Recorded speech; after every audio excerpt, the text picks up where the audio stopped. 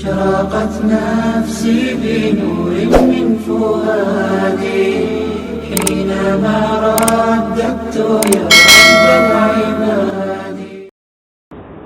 أعوذ بالله من الشيطان الرجيم. بسم الله الرحمن الرحيم. إنا أنزلناه في ليلة القدر وما أدراك ما ليلة القدر.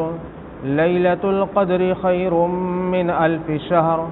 تنزل الملائكة والروح فيها بإذن ربهم من كل أمر. سلام هي حتى مطلع الفجر.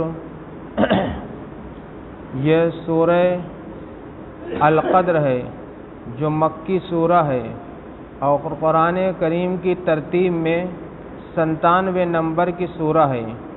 اس میں کل 5 آیتیں ہیں.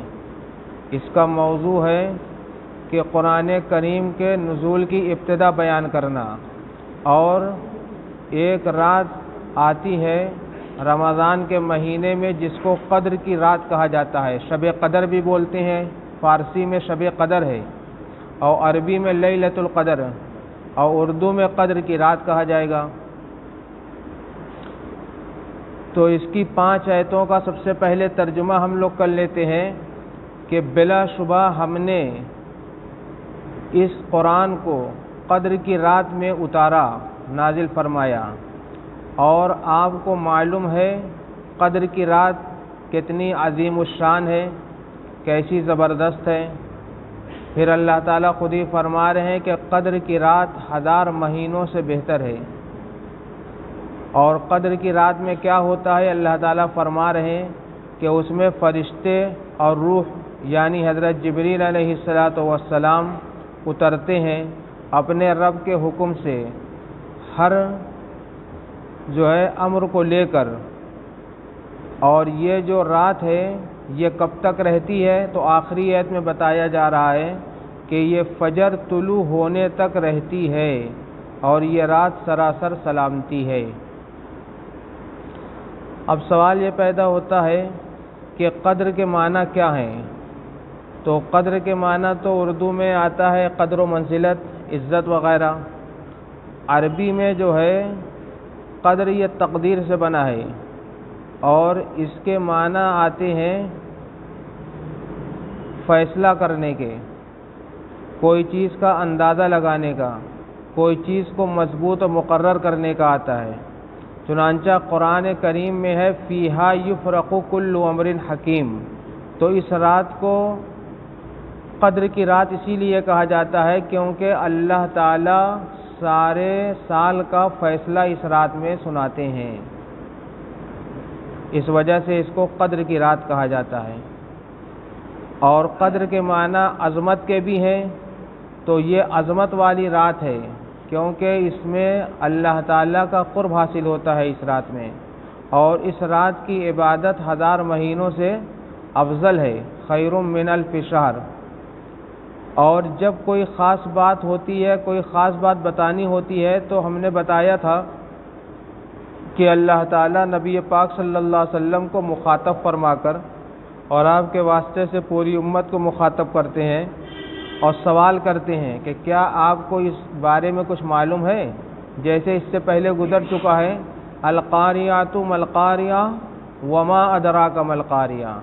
کیا آپ کو معلوم ہے کہ قاریہ کیا چیز ہے؟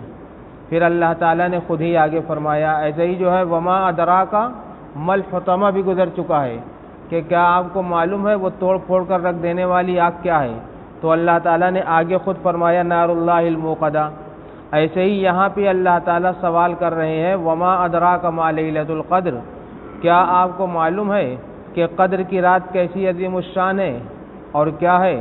پھر اللہ تعالیٰ خود ہی آگے ارشاد فرماتے ہیں جواب میں کہ لیلۃ القدر خیر من 1000 شہر، کہ یہ جو قدر کی رات ہے یہ 1000 مہینے سے افضل اور بہتر ہے.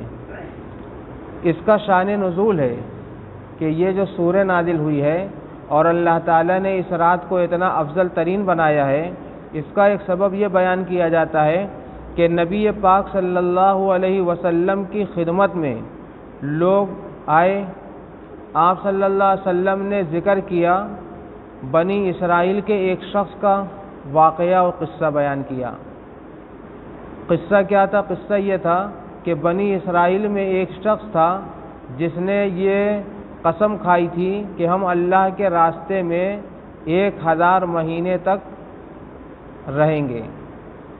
چنانچہ اس نے تیاری کی اور تیاری کر کے جو ہے، حدیث کے الفاظ ہیں لبس الصلاح فی سبیل اللہ 1000 شہر، کہ وہ 1000 مہینے تک کے لیے نکل گئے اللہ کے راستے میں۔ تو جب صحابہ نے یہ سنا کہ بنی اسرائیل میں ایک شخص ایسا بھی تھا جو 1000 مہینے اللہ کے راستے میں تھا، تو فتعجب المسلمون، تو صحابہ نے بڑا تعجب کیا اور کہنے لگے یا رسول اللہ صلی اللہ علیہ وسلم، ان کی عمریں اتنی لمبی لمبی تھیں اور انہوں نے اتنی بڑی بڑی عبادتیں کی ہیں، ہم وہاں تک کیسے پہنچیں گے؟ ہم کیسے پہنچیں گے؟ تو اللہ تعالیٰ نے یہ سورہ نازل فرمائی اور کہا کہ تم ایک ہی رات میں پہنچ جاؤ گے، ایک ہی رات میں پہنچ جاؤ گے۔ وہ تو 1000 مہینے تک اللہ کے راستے میں چلتا رہا، اور تم کو ایک رات اگر قاعدے سے تلاش کر کے شب قدر کوئی پا لیتا ہے تو اس شب قدر کے پانے کی وجہ سے وہ اس تک 1000 مہینے تک پہنچ جائے گا۔ 1000 مہینے میں تقریباً 83 سال 4 مہینے ہوتے ہیں، تو اگر کسی خوش نصیب کو شب قدر مل جاتی ہے عبادت کرتے ہوئے، تو گویا وہ ایک ہی رات میں، کیا رات کے چند گھنٹوں میں وہ پا جاتا ہے 83 سال 4 مہینہ عبادت کا ثواب، خیر من الف شہر۔ تو یہ اللہ تعالیٰ کا انعام ہے، اور یہ حضرت رسول پاک صلی اللہ علیہ وسلم کی امت پر خصوصی انعام ہے، خصوصی انعام ہے۔ ہاں، ایسی رات جو ہے کسی بھی امت کو اس سے پہلے نہیں ملی ہے، یہ اس امت کی جو ہے خصوصیت ہے۔ اللہ تعالی ہم لوگوں کو جو ہے اس کی قدردانی کرنے کی توفیق عطا فرمائے۔ اب یہ رات ملے گی کیسے اور کب ہوگی؟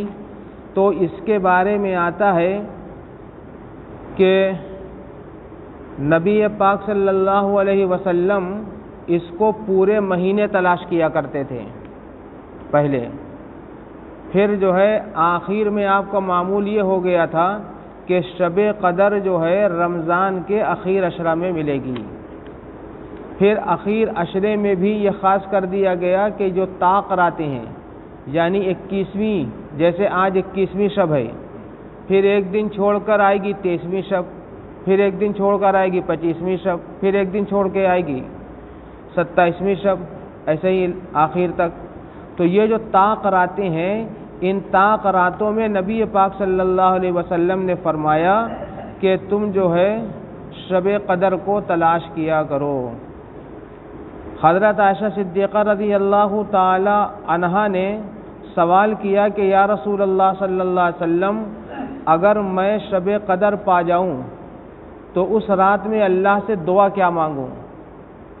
تو آپ صلی اللہ علیہ وسلم نے اس رات میں دعا مانگنے کا سلیقہ بھی سکھایا، اور آپ کے یہ الفاظ ہیں کہ اے عائشہ یہ کہا کرو اللہم انکا عفو تحب العفو فاعف عنی۔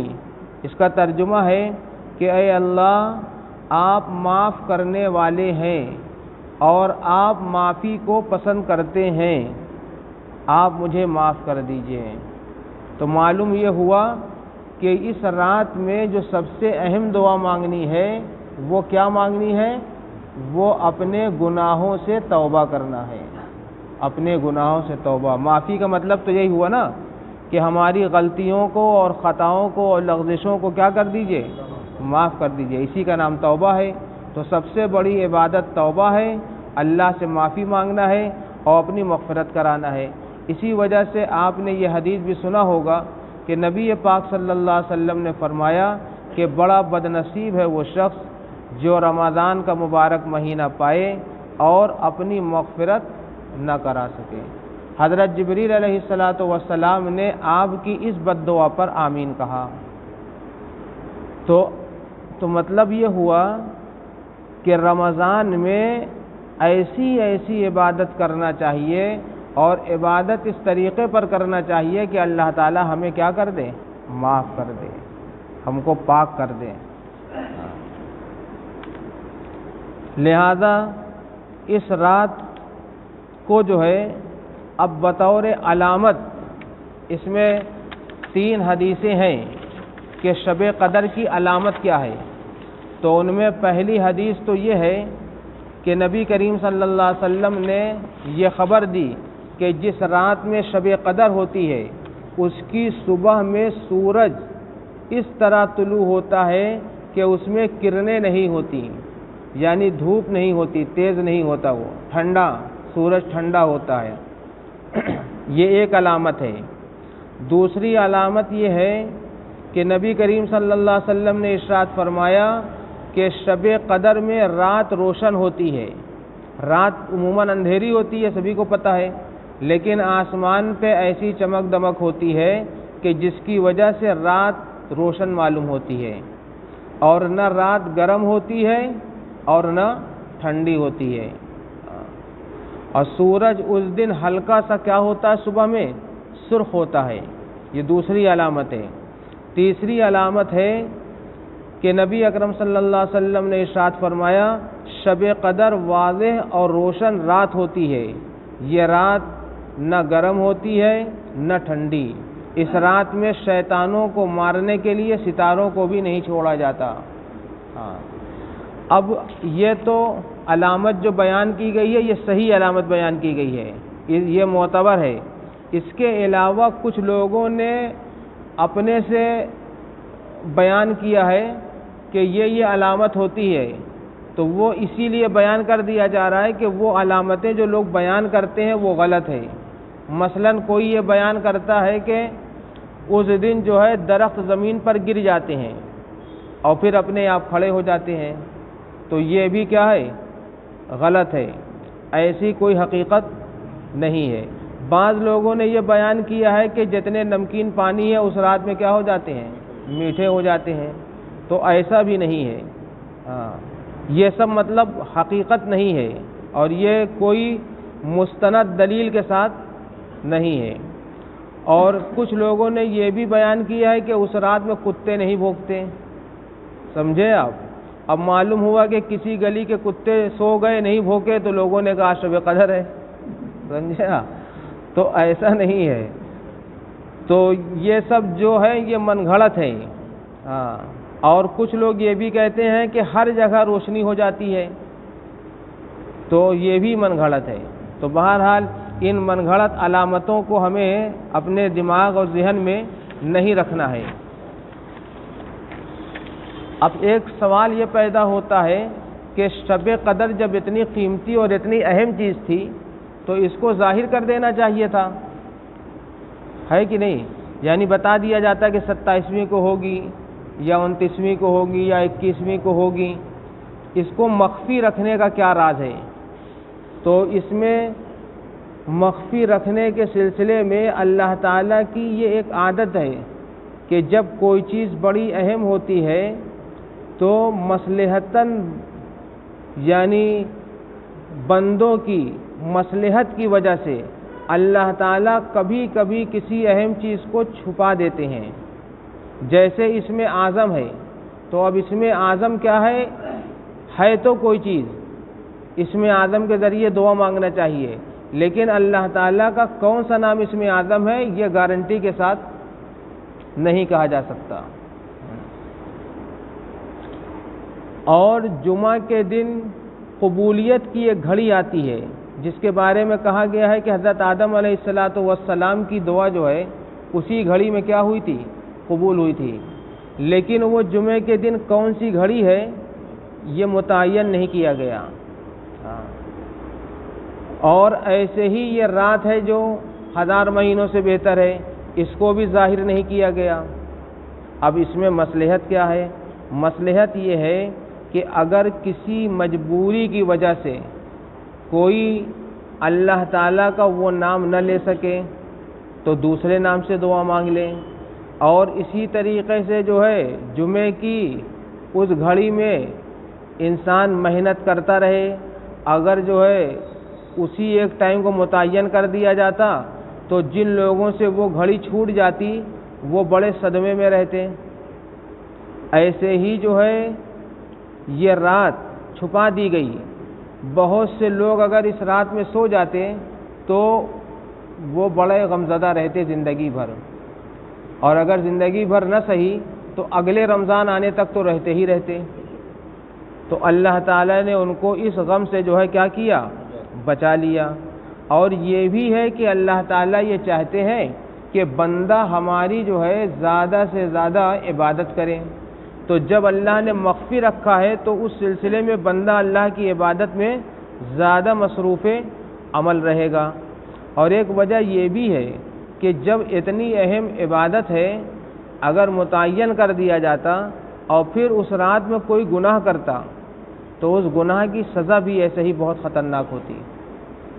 تو اللہ تعالیٰ نے جو ہے اس سے بھی لوگوں کو کیا کیا، بچا لیا۔ بہت سے لوگ اس رات کے سلسلے میں کہ یہ رات مل جائے اعتکاف کرتے ہیں، اور نبی پاک صلی اللہ علیہ وسلم خود ارشاد فرماتے ہیں کہ میں بھی اعتکاف کرتا ہوں۔ اور حضرت عائشہ فرماتی ہے کہ نبی کریم صلی اللہ علیہ وسلم نے ہر سال اعتکاف کیا ہے۔ ایک مرتبہ ایسا بھی ہوا کہ آپ سے اعتکاف فوت ہو گیا کسی وجہ سے، اللہ کے راستے میں جانے کی وجہ سے ہوا ہو یا کسی وجہ سے، تو آپ صلی اللہ علیہ وسلم نے آئندہ جو سال آیا تو 20 دن کا اعتکاف کیا۔ تو وہ جو 10 دن کا اعتکاف کیا وہ قضا نہیں تھی اعتکاف کی، لیکن لوگوں کو اہمیت بتانا تھا کہ کتنی اہم چیز ہے۔ وہ ثواب تو نہیں مل سکا لیکن احتیاطاً رکھ لیا کچھ تو مل جائے۔ تو خلاصہ یہ ہے کہ شب قدر کی تلاش کرنا چاہیے، چاہے اعتکاف کرے یا نہ کرے، لیکن اعتکاف کرنے کی وجہ سے معتکفین کے لیے شب قدر کو پانا آسان سے آسان ہو جاتا ہے۔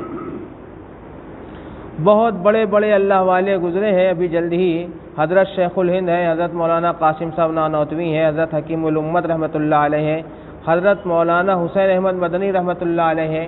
ان لوگوں نے جو ہے بڑی زیادہ جاں فشانی کی ہے امت کے لیے بھی، اور خود اللہ تعالیٰ کی عبادت میں بھی، اور خاص طور پہ رمضان میں ان کا معمول بالکل الگ ہو جاتا تھا، بدل جاتا تھا۔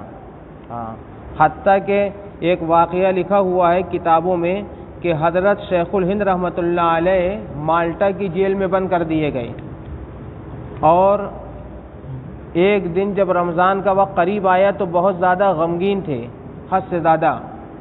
تو ساتھ میں ان کے بند تھے ان کے شاگرد حضرت مولانا سید حسین احمد مدنی رحمۃ اللہ علیہ بھی۔ تو انہوں نے پوچھا کہ حضرت آپ غمزدہ کیوں ہیں، کیا وجہ ہے؟ تو انہوں نے کہا بہت اصرار کے بعد کہ ہم لوگ جیل میں ہیں اور اس سے پہلے کبھی تراویح ناغہ نہیں ہوئی، اب یہ فکر لاحق ہے کہ تم بھی حافظ نہیں ہو اور ہم بھی حافظ نہیں ہیں، تو قرآن کیسے سنا جائے گا؟ پورا قرآن سننا ہے تراویح میں، کیسے سنا جائے گا؟ اسی کا غم ہے، یعنی اتنا قرآن سے لگاؤ تعلق تھا۔ تو حضرت مولانا حسین احمد مدنی رحمۃ اللہ علیہ جو ہے انہوں نے کہا حضرت میں سناؤں گا آپ کو یاد کر کر کے۔ تو انہوں نے جو ہے کبھی 1.25 پارہ کبھی 1 پارہ یاد کرتے روزانہ اور سناتے، تو گویا 29 دن میں کہہ لیجئے وہ حافظ قرآن ہو گئے مولانا حسین احمد مدنی رحمۃ اللہ علیہ۔ اور ایسے ہی واقعہ جو ہے سفر حجاز میں حضرت مولانا قاسم نانوتوی رحمۃ اللہ علیہ کا بھی لکھا ہے۔ تو بہت سے لوگ ایسے ہیں جو رمضان کے مہینے میں قرآن تراویح میں سنانے اور سننے کے شوق میں حافظ قرآن ہو گئے۔ تو ہم لوگوں کو بھی ایسا شوق اور جذبہ جو ہے رکھنا چاہیے۔ اور آخر میں جو ہے ایک بات یہ بتایا جائے کہ اعتکاف کیا چیز ہے، اور اعتکاف کے لغوی معنی تو آتے ہیں رکنے اور قیام کرنے کے۔ تو جو لوگ مسجد میں رکتے ہیں اور ٹھہرتے ہیں اسی وجہ سے گویا ان کو معتکف کہا جاتا ہے، کیونکہ وہ رکنے والے ہیں۔ اور شریعت کی اصطلاح میں ثواب کی نیت سے مسجد میں رکنے کا نام اعتکاف ہے۔ پھر اعتکاف کی 3 قسم ہو جاتی ہے۔ ایک قسم ہے واجب اور ایک قسم ہے سنت اور ایک قسم ہے نفل۔ رمضان المبارک کے آخری عشرے کا جو اعتکاف ہے وہ سنت ہے، اور باقی دنوں میں جو اعتکاف کیا جاتا ہے وہ نفل ہے، اور جو منت ماننے کی وجہ سے کیا جاتا ہے وہ واجب ہے۔ تو اعتکاف کی کل 3 قسمیں ہیں، جن میں سے جو ہے سنت علی الکفایہ ہے رمضان کے آخری عشرے کا، جو آج شام مغرب سے شروع ہوگا۔ اس سنت علی الکفایہ والے اعتکاف میں لوگوں سے بہت غفلت ہو رہی ہے، آج کل بے پناہ غفلت ہو رہی ہے۔ سب سے پہلی بات تو ان کو یہ سوچنا چاہیے کہ یہ ہمارے نبی کی سنت بھی ہے اور ہمارے نبی کا حکم بھی ہے، دونوں بات ہے۔ جس طریقے سے تمام مسجدوں کے اندر تراویح ہوتی ہے، ایسے ہی تمام مسجدوں کے اندر اعتکاف بھی ہونا چاہیے۔ اگر کسی مسجد میں کوئی اعتکاف کرنے والا نہیں بیٹھتا ہے محلے سے، تو سارے محلے والے کیا ہوں گے؟ گنہگار ہوں گے، اور اگر کوئی بیٹھ جاتا ہے تو سارے محلے والے گناہ کی سزا سے کیا ہو جائیں گے؟ بچ جائیں گے، گناہ کے جرم سے بھی محفوظ ہو جائیں گے، اس کی سزا سے بھی محفوظ ہو جائیں گے۔ لہذا جو لوگ بیٹھے ان کی قدردانی کرنا چاہیے، اور اگر نہ بیٹھے تو ان سے خوشامد کرنی چاہیے کہ آپ بیٹھ جائیے۔ اور یہ ضروری نہیں ہے ایک آدمی کے بیٹھنے کی وجہ سے باقی لوگوں سے ذمہ تو ساقط ہو جاتا ہے، لیکن باقی لوگ بھی بیٹھیں تو اچھی بات ہے، زیادہ سے زیادہ لوگ بیٹھیں، اس سے ایک دوسرے کو تسلی ہوتی ہے، اور ایک سلسلہ بندھا رہے گا کہ ان کے بعد فلاں، فلاں کے بعد فلاں۔ اس طریقے سے جو ہے آدمی پورے سال تو کماتا ہے، پورے سال ٹہلتا ہے، 10 دن اللہ کے لیے قربان کر دیں، 10 دن اور 10 رات، کون سی بڑی بات ہے؟ کوئی بڑی بات نہیں ہے۔ کسی کو اگر 10 دن کے صدقے طفیل شب قدر مل جاتی ہے، اللہ کی ذات مل جاتی ہے، تو پھر کیا پوچھنا؟ یہاں کے بارے میں ہم یہ ذمہ داری لے سکتے ہیں کہ اگر یہاں کوئی بیٹھے گا تو اگر اس کے کیا کہتے ہیں افطاری سحری کھانے کی دشواری ہوگی تو اس کے لیے یہاں اچھے سے اچھا انتظام اس کے منشا کے مطابق کیا جائے گا انشاءاللہ۔ ہاں، اس لیے ہم چاہیں گے کہ اس مسجد میں بھی وسیع آباد کی زیادہ سے زیادہ لوگ بیٹھیں۔ ہمارے والد صاحب بیٹھ رہے ہیں ایک زمانے سے، اور یہ ہمارے جعفری صاحب بیٹھے تھے ساتھ میں پچھلے سال، اس سے پہلے عبدالحفیظ صاحب بیچارے مرحوم ہو گئے، وہ بیٹھے تھے، اس سے پہلے جو ہے حاجی نثار احمد صاحب مدینہ ہوٹل والے وہ بیٹھا کرتے تھے، اور بھی بہت لوگ اس سے پہلے بیٹھتے تھے۔ تو خلاصہ یہ ہے کہ اب دھیرے دھیرے کچھ لوگ تو چلے گئے ہیں، کچھ لوگ بچے ہیں، تو جو لوگ بچے ہیں جو بیٹھ رہے ہیں ان کے ساتھ اور لوگ بھی بیٹھیں تو بڑی اچھی بات ہے۔ اس کی باقاعدہ تشکیل ہونا چاہیے کہ بھائی آپ بھی بیٹھیے، آپ بھی بیٹھیے۔ اب سوال یہ ہے کہ ہم دیکھتے ہیں کہ لوگ وہاں بیٹھ جاتے ہیں کہیں کہیں جہاں بڑھیا جگاڑ وگاڑ ہوتا ہے، ورنہ جو ہے لوگ مشقت اٹھانا نہیں چاہتے۔ ہاں، مشقت اٹھانا نہیں چاہتے، اور بلا مشقت کے اللہ کا قرب نہیں حاصل ہوگا۔ شہر کی صرف ایک مسجد میں اگر کوئی بیٹھ جائے گا تو اس سے کام نہیں بنے گا، ہر مسجد جہاں جہاں تراویح ہوتی ہے وہاں وہاں بیٹھنا چاہیے۔ حضرت عائشہ رضی اللہ تعالی عنہ کہتی ہیں کہ رمضان کے آخری عشرے کا اعتکاف آپ صلی اللہ علیہ وسلم فرماتے تھے، وفات تک آپ کا یہ معمول رہا۔ آپ صلی اللہ علیہ وسلم کے بعد آپ کی ازواج مطہرات یعنی آپ کی بیویاں اعتکاف کرتی تھیں، تو اس سے یہ معلوم ہوا کہ عورتوں کے لیے بھی اعتکاف کرنا کیا ہے؟ سنت ہے۔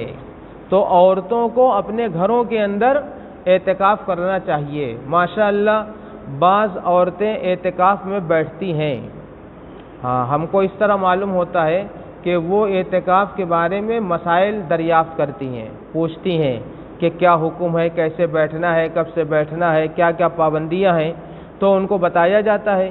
تو آپ لوگ بھی اپنی اپنی خواتین کو جو ہے سمجھا بجھا کر بیٹھا سکتے ہیں۔ سمجھ میں آئی بات؟ چنانچہ ان کے بیٹھنے کا کیا طریقہ ہے؟ ان کے بیٹھنے کا طریقہ یہ ہے کہ گھر میں جس جگہ پہ وہ نماز پڑھتی ہیں، جس چوکی پہ، جس بیڈ پہ یا گھر کے جس کونے میں وہی ان کی مسجد ہے، وہیں پہ وہ بیٹھ جائیں، وہیں پہ سو جائیں۔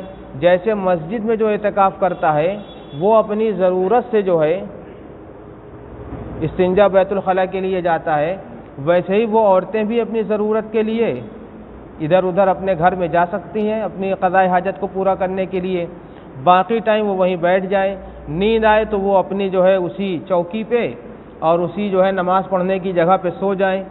اور اگر کسی عورت کے ہاں گھر میں نماز پڑھنے کی کوئی جگہ متعین نہ ہو تو کم سے کم 10 دن کے لیے وہ کوئی جگہ متعین کر لے، وہ کمرہ جو ہے متعین کر لے، جگہ متعین کر لے، اور جو متعین کرے گی وہی اس کی حق میں مسجد ہو جائے گی، اس کے حق میں، اور اسی مسجد میں وہ رہے، یعنی اسی جگہ پہ وہ رہے۔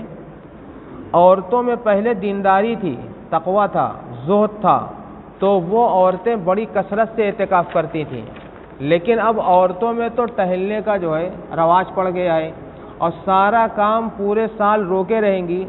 یہی عید کا جتنا کام ہے یہ رمضان کے اخیر 10 دن میں کریں گی، یہی ان کے ٹہلنے کا جو ہے۔